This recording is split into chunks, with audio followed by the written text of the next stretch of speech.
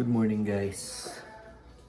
Ka-uwi ko lang galing trabaho at dumala ako ng Tim Hortons kanina kasi ay nanonood pala ng TV yung mga bata dito muna ako. So dumaan ako ng Tim Hortons kasi nagpabili si Jero ng ng Timbits kasi meron silang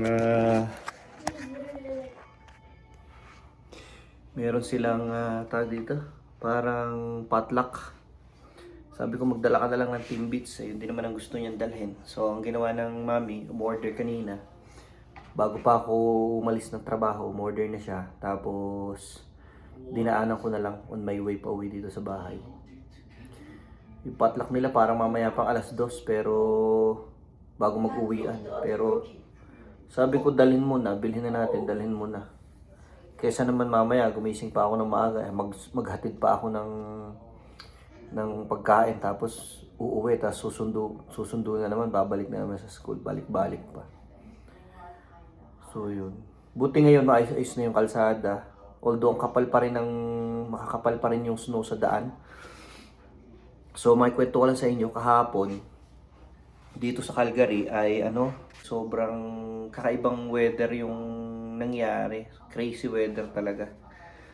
At buti na lang nangyari ay parang mga bandang 11 a.m. hanggang mga 2 p.m. ganyan. Natutulog ako noon. So namalayan ko lang, nag-text si mami sa akin na ingat daw sa pagsumundo kasi nga sobrang lala nga daw ng weather. So sumilip ako sa labas, nung mga past few days, mainit na So nagtunaw na yung mga yelo, malinis na yung mga pathway dito sa amin, sa harapan, pati yung dinadaanan ko sa likod. Nagulat na lang ako pagbukas ko ng pinto. Ultimo yung pinto namin, yung side door, tsaka yung main door sa harap. Pag binuksan mong ganyan, yung snow, ang kapal. Halos balutin niya yung pinto. Tapos yung pathway namin sa likod na malinis na yon kasi nalinis ko na. Sobrang kapal na naman ng snow. Tapos nung nagising ako siguro bandang mga 1, medyo malakas pa yung hangin. Pero hindi ko na nakita yung actual mismo na nung kalakasan na yung mga kalsada nag-white out, nag-zero visibility talaga. At noon ngang tanghali na yon, napakadami nang naging aksidente. Kagaya dito sa may Airdrie, yung next town sa Calgary, papuntang north, pagpapunta ka ng Red Deer or Edmonton. Yung highway between Calgary and Airdrie, kahapon may mga video na grabe, ito pakita ko sa inyo. Ito yung nangyari. So bali, tumatakbo yung mga sasakyan ng maingat sa highway. Kaya nga lang, sobrang nag-white out na yung buong paligid. Kasi nga, hindi naman siya matawag na blizzard pero ang sabi blizzard-like, kumbaga para siyang blizzard. Tsaka maikling kumbaga mga ilang oras lang. Sobrang lakas ng hangin coming from parang all directions.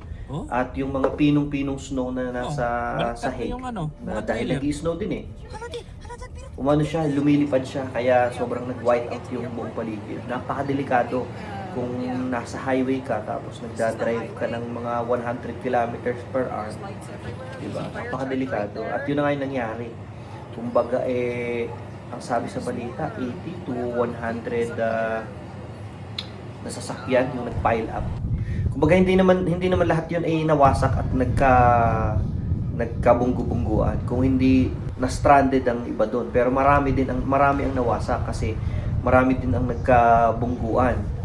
Kasi nga, dahil nag-white out, hindi nila nakita. May mga semi-truck na nag-jackknife, yung parang nag-shete na ganyan, na bumalandra. Merong mga nagpa-SS na mga sasakyan.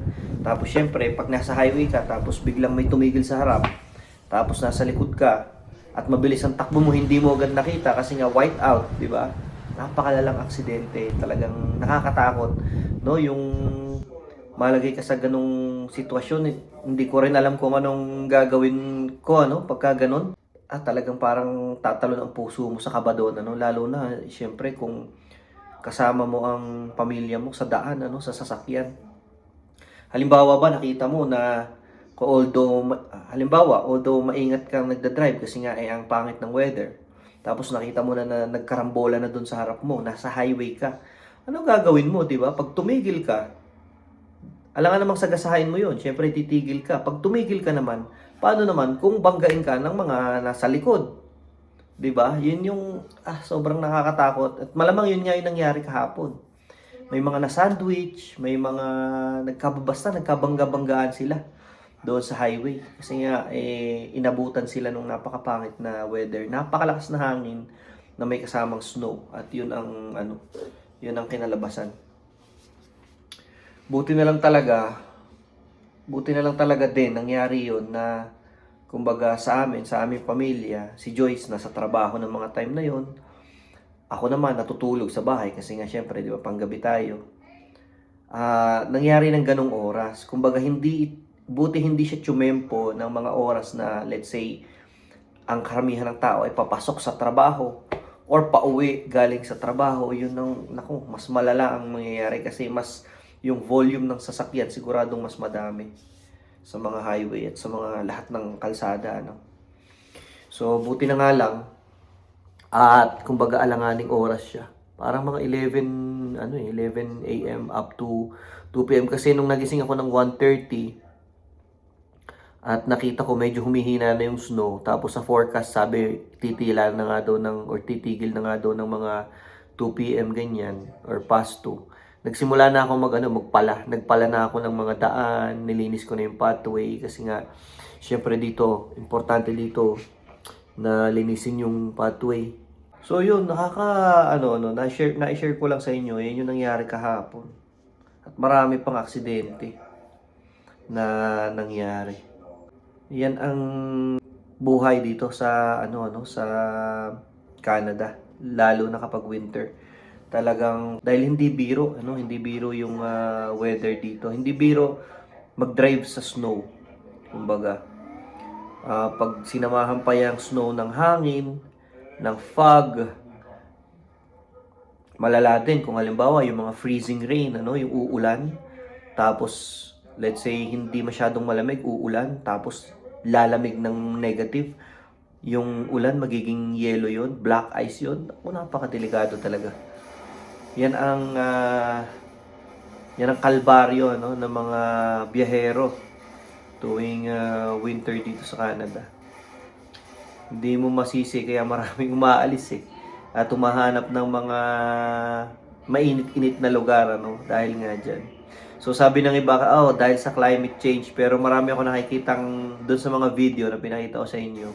May mga nagko-comment na mga Calgarian or mga Canadian. Sinasabi nila, no, it's not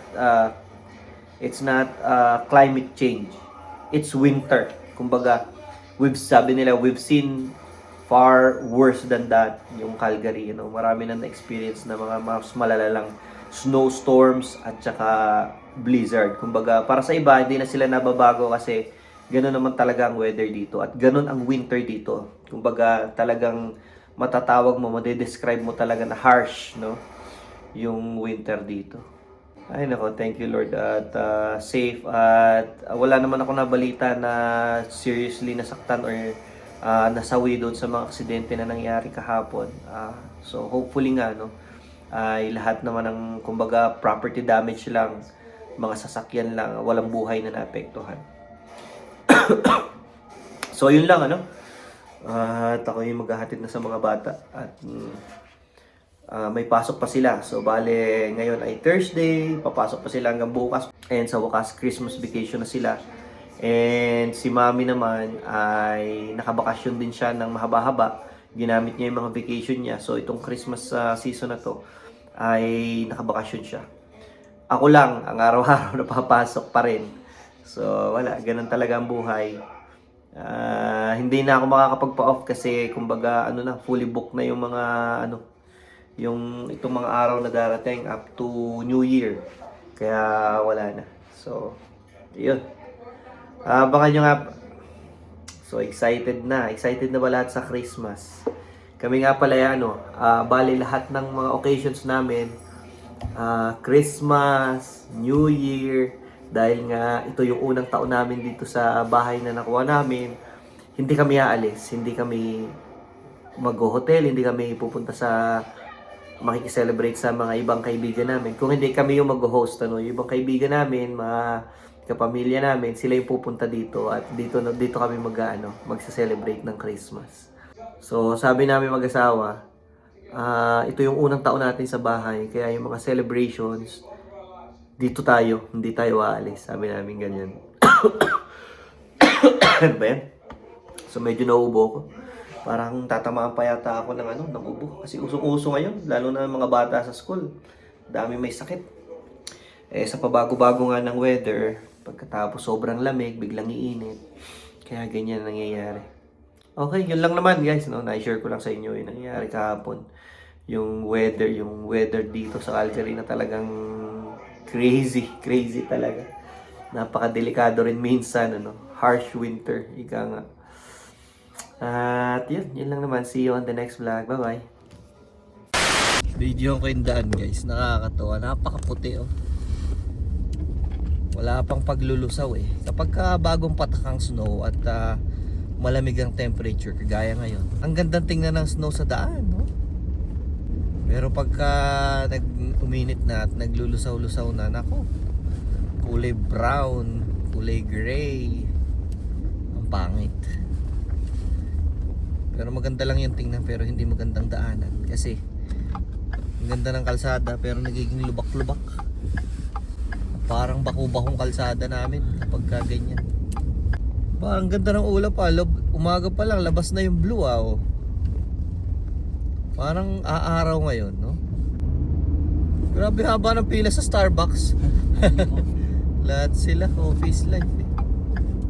Tres pinilit.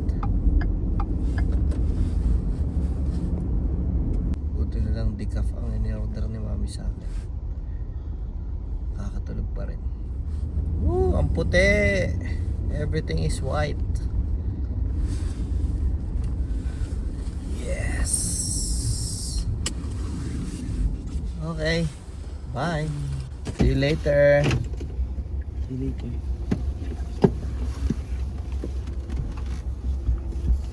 Ingat madulas ha. Sakit ng mata ko, sobrang dry at puyat na. Gusto nang matulog ng mata. Bye-bye. Bye-bye, baby. See you later.